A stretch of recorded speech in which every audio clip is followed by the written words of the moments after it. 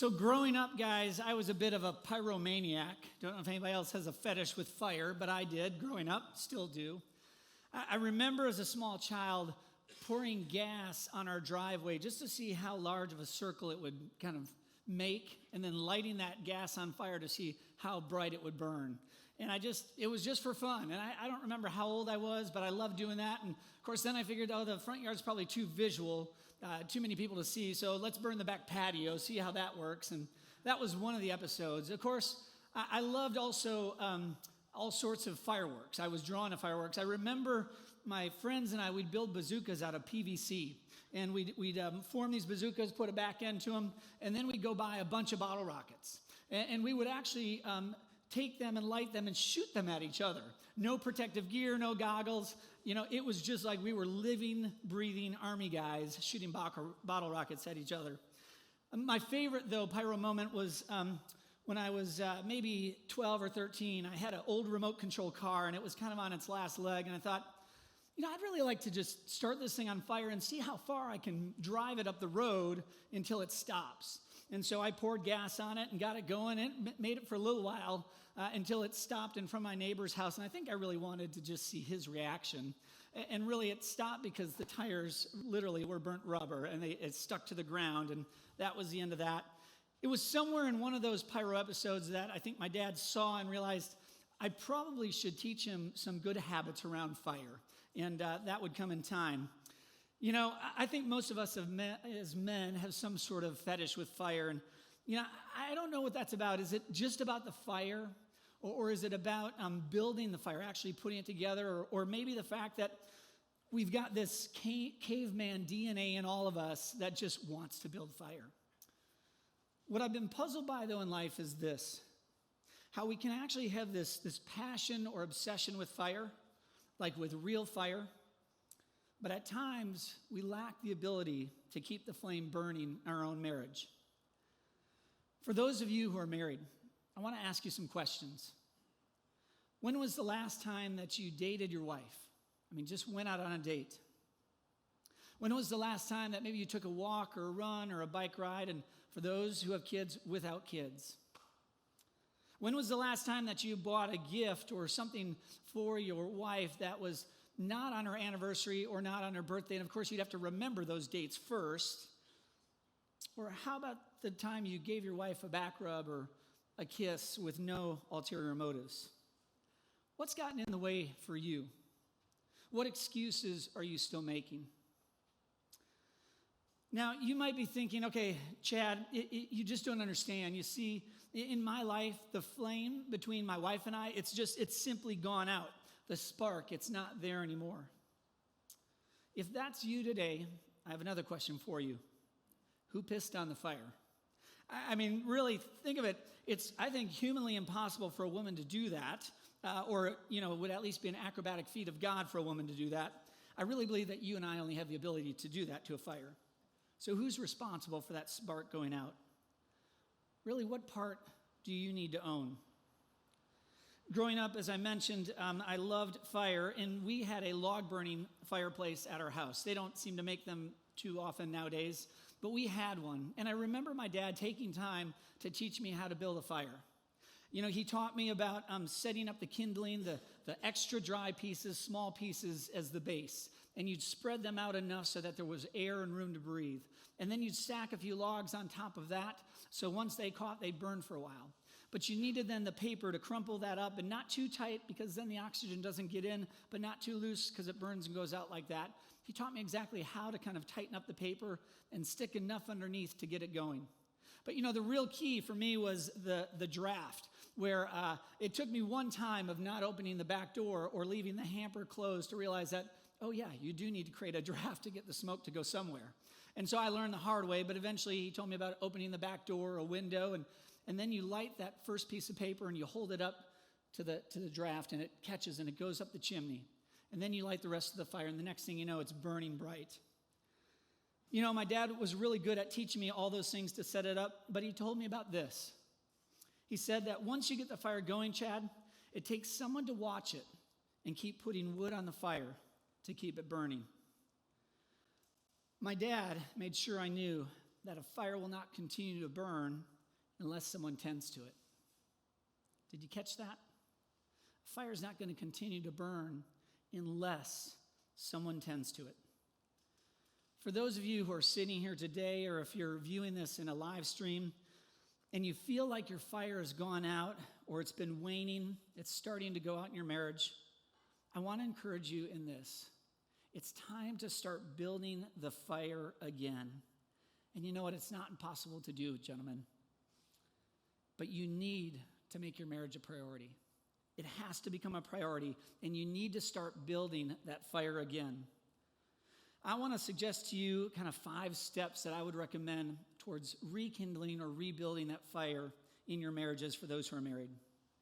The first is this. I want you to look into the mirror and say these 4 words. It's not about me. Let's do that together right here, okay? It's not about me. One more time, and for those who are watching via the video, it's not about me. It really isn't about us, but you know what? Our nature, you and I, we are selfish at the core. We want the world to revolve around us. We really do. It comes from our fallen nature since the beginning of time. But you know what? God, He's given each and every one of you, myself included, choice. We get to choose whether we want to be selfish or selfless. I want to suggest to all of us that we would build a heart of service towards our wives, putting her needs before our own. I know it's a crazy concept. Hers before ours doesn't seem to make a lot of sense. But you know, it really shouldn't come as a surprise. Even Jesus himself talked about coming to this earth not to be served, but to serve others. Paul, who we heard earlier about in Philippians, also said this in the book of Philippians. He said, look not only to your own interests, but look also to the interests of others. And what about Jesus himself when he was asked about the greatest commandment? He said this, here's the greatest commandment. Love God with everything you've got, your whole being, your whole entire self. Oh, and by the way, here's the second. Love your neighbor as yourself. My wife, her name is Misty. We've been married 25 years. She's the closest neighbor I have in my life. In fact, we sleep together. Now, again, I'm notorious, guys, for screwing this up daily, serving my wife. It doesn't happen easily. I'm selfish at the core, just like all of us. It comes out in ways like this. When we want to go somewhere, and I'm out in the car waiting for 5 minutes, and I just can't understand why her schedule is not synced up with mine. I don't get that. Or when we're walking into the store, and I suddenly find myself, I'm 10 steps ahead of her, and not right next to her. That's my core. That's my inner selfishness kicking in. But when I slow down, when I grab her hand, when I walk at my wife's pace, it's as if I'm getting a taste of the love of Christ in my life at that very moment. It often begins, you guys, with little small acts of service. So ask yourself today, how have you served your wife lately? In what ways? If you come up empty, it's time to start putting your wife's need before your own. Step number 2, own your part of the crap that you're stepping in. Just own it. Own whatever part is yours. What are you responsible for? What part of your marriage is not going well is on you. Maybe it's a wandering eye or a bored soul or simply a lack of putting your wife first. We can easily get into the blame game, slinging mud back and forth. In most marriages, the struggle's going on. Likely there's issues on both sides. But at the end of the day, guys, we can only control our own actions, our response, our heart, period. Sometimes when it gets difficult, we can sometimes start thinking, maybe there's a better spark out there. Maybe a different one. Maybe I started the wrong spark. Some sparks you think you discover outside of your marriage, I've got news for you. They'll eventually burn your entire house down if you allow it. And even if that spark seems warm and inviting in that one season, every spark has the potential to die out unless we fan the flame. So tonight, guys, for those again who are married, I want to encourage you to do this. Another next step. Sit down with your wife. face to face, knee to knee, on the couch, eye to eye. Take a moment, and maybe it's saying something like this: honey, forgive me for being such a, and you fill in the blank. I won't do it for you. I want to be a better husband, and I want to learn to be more in tune with you. Now, she's likely to think that you're full of you-know-what, or she's also likely to think that, okay, who are you and what have you done with my husband? Because maybe this is brand new, or it's been a long time since you've had that kind of rich conversation. You've been going about life and doing it your way, and you guys have drifted. It may be a shock to her system. And so I want to encourage you in this. You need to be patient. You need to have patience. And just keep gently blowing on the flame.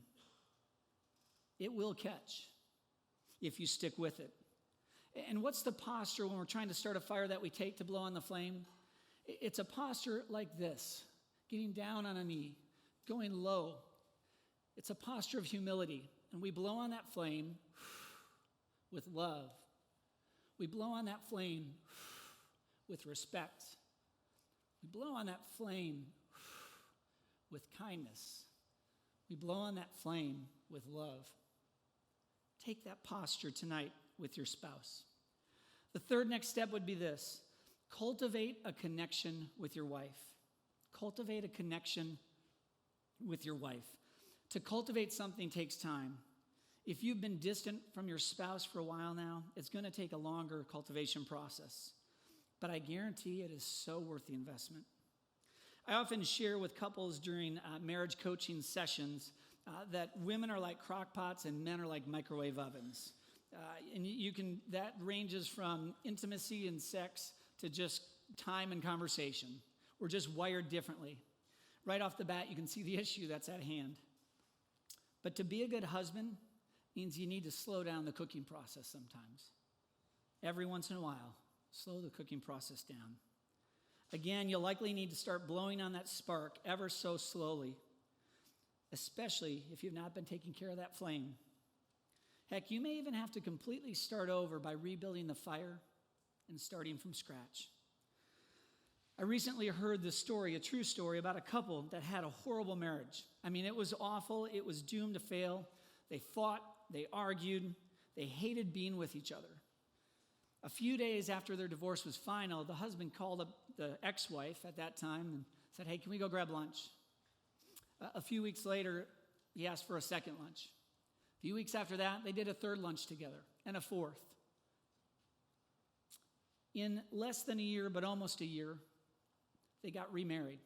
They're still married to this day.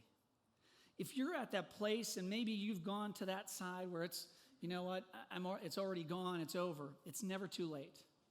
And again, I'm not saying that your situation, that's what needs to be done, but what I am trying to get you to see and understand is there's hope. There's hope in every marriage. It's never too late. That flame is never too gone to rekindle it. And so my question is, how far are you willing to go to save your marriage? Number 4, make your marriage a priority. That's the topic of this talk. We spend a lot of times in our lives doing things we think are really important. For those who are leaders in jobs, we make big decisions. We hire and we fire people. We buy things, we sell things. Some of us make decisions that have gigantic and huge ramifications on the people around us. So where does your marriage fit on that priority scale? Let me ask that again. Where does your marriage fit on that priority scale of things that are important? My wife and I, we've got 3 boys. One that's here today with me. Brennan just got married about a year ago. I've got another son that is close to getting engaged. Hopefully his soon-to-be fiance won't see this video in any way, shape, or form. And then I've got another son that's a senior in high school. 3 boys that have been wonderful to raise. And one of my desires with my boys has always been this, that they would see their dad authentically making his marriage to their mom, loving her unconditionally, a top priority, caring for her well, putting her first. But you see, I need to choose, like everybody else, to make her a priority in my life. I'm really good at screwing this one up, to be quite honest, making her a priority. I get them mixed up. My boys have heard arguments between my wife and I. They've seen me say things to my wife that I just should never have said to her. And I would always circle back with my wife first, and then my boys. Taking the high road, apologizing and confessing that this is not the man I want to be. It's not the man I want them to be. And finally this, guys. Start now. Start today. Start rebuilding the fire in your marriage today. What are you waiting for? What keeps you from investing in the one thing that you committed to with these words, for better or for worse, in sickness and in health, until death do us part? That fire can still be fanned. If you haven't been the man or the husband, the father that you desire to be, start with one step. Maybe it's simply a confession to your wife for not being the man she deserves and asking for her forgiveness. Maybe there's even a step before that, and that is going to your knees and asking God to give you the strength to have that conversation because you're just afraid of where it's going to go. Maybe it's that prayer of saying, God, give me the strength to be honest and truthful, to bring up those things like Jim talked about earlier that have been heavy weights around our neck and in our lives, and we need to get the air cleared. Maybe it's simply asking your wife to go take a walk tonight. Maybe it's spending a little less time at work and a little more time investing in your marriage. The point is this, guys. Do something. Do one thing. The spark is still there. It never really goes out. You just need to be willing to blow on those embers and reignite the fire in your marriage. So go home. Blow on the flame. Reignite the fire and make your marriage a priority. Thank you.